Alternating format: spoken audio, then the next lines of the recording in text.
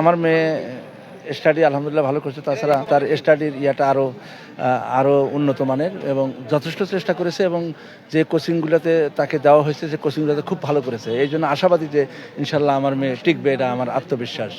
আমি আমার ভাতিজাকে নিয়ে আসছি মেডিকেল অ্যাডমিশন টেস্ট পরীক্ষা দেওয়ার জন্য।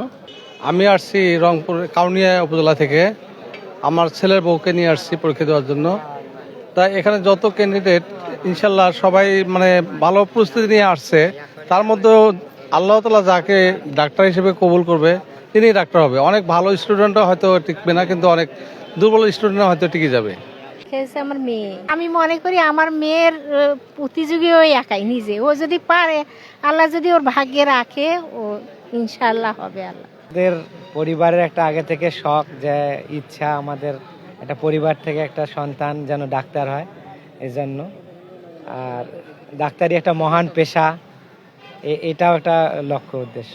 ইনশাল্লাহ আমার ভাগ্নিটা মোটামুটি, ও তো 2-3টা কোচিংয়ে করছে, মোটামুটি ভালো একটা অবস্থানে আছে। ও আশা করা যায় যে আল্লাহ রহমত করলে ইনশাল্লাহ টিকবে মেডিকেলে।